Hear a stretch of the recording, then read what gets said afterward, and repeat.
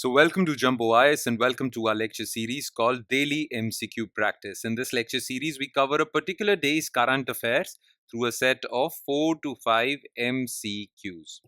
The idea behind this lecture series is to get your current affairs revised through a set of MCQs. Okay, we want you to get the much needed MCQ practice because it is very important for your prelims examination.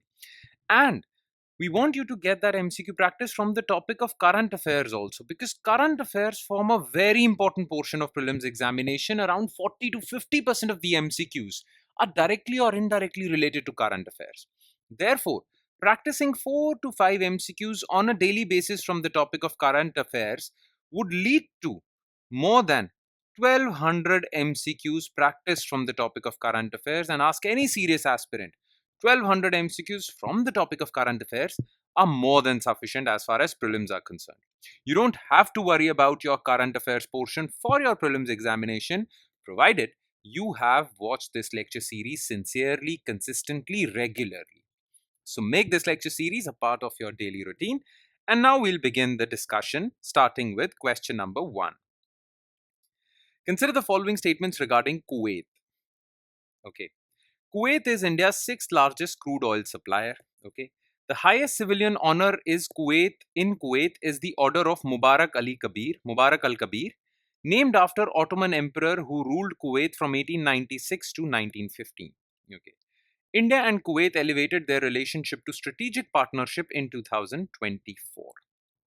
Now look, recently, from December 21st to December 22nd, Prime Minister Narendra Modi was in Kuwait. And this was the first visit by an Indian Prime Minister in Kuwait in the last 43 years. Last time, Indira Gandhi in 1981 went to Kuwait. Alright. Now, when he went to Kuwait, the Kuwaiti royal family gave Prime Minister Narendra Modi the highest civilian honor, which is known as the Order of Mubarak al Kabir. Now, the Order of Mubarak al Kabir is the highest honor bestowed upon Prime Minister Modi. And Mubarak al Kabir was basically a Kuwaiti emperor, not Ottoman emperor. Basically, he was a Kuwaiti emperor from 1896 to 1915 who actually made Kuwait kind of autonomous from Ottoman Empire. Okay, Ottoman Empire actually ruled over the entire Arabia, but Kuwait was made a little autonomous from Ottoman Empire because of Mubarak al Kabir, the emperor of Kuwait. Okay, he was not Ottoman emperor basically. Okay, so on his name, Order of Mubarak al Kabir is the highest honor, and it was given to Prime Minister Narendra Modi. Now, Kuwait is important because 1 million Indians stay in Kuwait. Kuwait is sixth largest crude oil supplier. More than $10 billion dollars worth of investment is done by Kuwait Investment Authority in India. So Kuwait is very important. So Kuwait is India's sixth largest oil supplier. Yes. The highest civilian honor is Kuwait, the Order of Mubarak al Kabir, but he was a Kuwaiti emperor. So this is false. India and Kuwait elevated their relationship to strategic partnership in 2024. Absolutely correct. So only to B. Question number 2. Which of the following statements are correct regarding Bru, Riang tribals?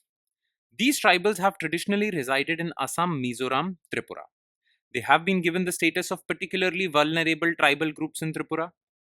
The conflict between ethnic Mizos and Riang started in 1995, which led to displacement of thousands of Bru families to Tripura.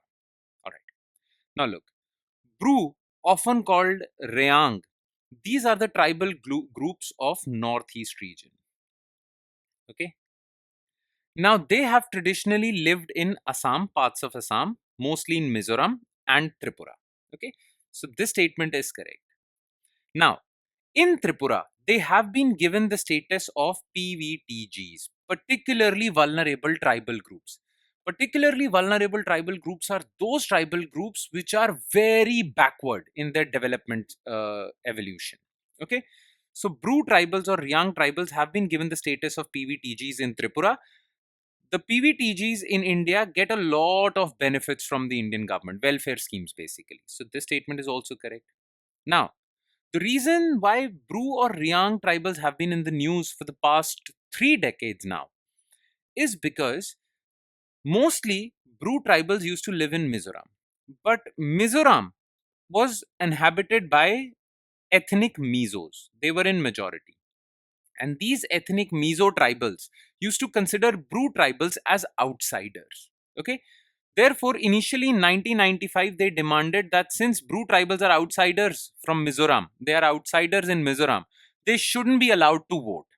Now, Bru tribals resisted, therefore, tribal riots took place, and because Mizos were in majority, they were able to basically suppress these Bru tribals, which led to displacement, mass displacement of Bru tribals from Mizoram, and they took refuge in neighboring Tripura in refugee camps. And they have been there ever since. Okay? Refugee camps have been upgraded, but they have been there. So the conflict between ethnic Mizos and Riang started in 1995. The ethnic clashes started in 1997, which led to displacement of Riangs or Brus from Mizoram. So this statement is also correct. All statements are correct. Question 3. Consider the following regarding corporate average fuel efficiency norms, CAFE norms. Launched in 2000 to target fuel efficiency of vehicles by reducing CO2 emissions. These norms were notified by Ministry of Road Transport and Highways under the Energy Conservation Act. All automakers in India have recently become CAFE regulation compliant. Okay. Now, what are these CAFE regulations? So, all the corporate automobile manufacturers in India, like Hyundai, Honda, Mahindra, Tata, they all have to fulfill these guidelines. And these guidelines are called CAFE norms.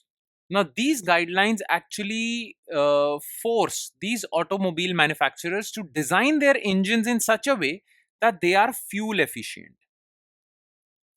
Now, what do we mean by fuel efficient? They use less fuel for more mileage. Okay. So, less petrol or diesel is consumed and more kilometers that car travels. Okay. This would reduce the demand for petrol and diesel. Plus, this also leads to reduction in carbon dioxide emissions from their exhaust fumes. Okay. So these norms have to be fulfilled by all automobile manufacturers. Now, they were launched in 2017 to target fuel efficiency by reducing CO2 emissions. Absolutely correct. They were notified by Ministry of Power, not Ministry of Road Transport. Okay. Ministry of Power actually notified these norms in 2017 under Energy Conservation Act. Okay. So this statement is false. But Ministry of Road Transport and Highways was made the nodal agency of monitoring whether each and every company is complying with CAFE norms or not. Okay, so Ministry of Road Transport has a role. They were notified by Ministry of Power. Now, recently, why CAFE norms were in the news? Because 8 automobile manufacturers, which includes the likes of Hyundai, Honda, Mahindra, Kia Motors, all of these companies were unable to fulfill second phase of CAFE norms. These norms were enacted in 2 phases. So second phase of CAFE norms were not complied to by these 8 automobile manufacturers, and they have requested the government to extend the deadline. So all automakers in India have recently become CAFE regulation compliant. Absolutely false. Only one. Question 4. Which of the following is correct regarding environmental social governance norms? These are principles that guide welfare schemes towards more environmental, social, and governance related causes. Investing with ESG considerations is called responsible investing or impact investing. All right. Now, many years back, not many years back, but 7-8 years back, United Nations came out with a set of norms known as ESG norms.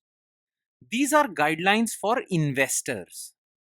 Okay, not government or their welfare schemes, for investors.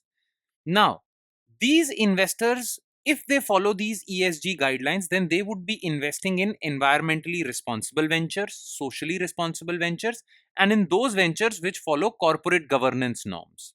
Okay, so these are guidelines for investors to invest environmentally sustainably, socially responsibly, governance wise. So it doesn't guide welfare schemes, it guides investment decisions. So this statement is false. Now, any investor who follows ESG guidelines, then his or her investment is considered as responsible investment or impact investment. This part is correct. Okay. Oh, the options were not correct. Only one only to both, neither. So the answer is only to B. All right. So sorry for the options again. Question 5. Which of the following can be considered as a factor behind depreciating rupee vis-a-vis US dollar? High positive interest rate differential between USA and India, high inflation in India, poor investment climate in India, increased remittances from USA to India. Okay. Now look, if there is high positive interest rate differential between USA and India, that means India's interest rate is very high and USA's interest rate is very low. Whenever that is the case, then most of the foreign investors would come to India. This would lead to more dollars into India. That would lead to appreciation of rupee. So it won't depreciate. If inflation is high in India, then investors won't invest in India. So rupee would depreciate. Yes. Poor investment climate in India, then investors won't come to India. Rupee would depreciate. Yes. If more Indians working in USA send money back home, then that would appreciate India's rupee. If more Indians send money, send dollar home in India, then that means higher remittances would come to India, more dollars would come to India. That would actually lead to appreciation of rupee, not depreciation. So the correct answer is 2 and 3, D. And with that, we conclude today's session. Thank you so much for watching, everyone. And I'm sure it has added value to your preparation, but it would add more value if you revise this lecture also. Take a look at the detailed written explanation to each and every MCQ discussed above, and that would really help you out in remembering these MCQs. It will hardly take 5 to 10 minutes, but you should do that. Now, you can revise this from our notes for this lecture, and these notes are available on our Telegram channel. Now, the link to our Telegram channel is provided in the comment section below this video. Just click on that link. It will take you to our Telegram channel, and from there you can download the notes for not just this lecture, but all the other lectures featuring on our YouTube channel. On that note, I'll be signing off. Thank you so much, everyone.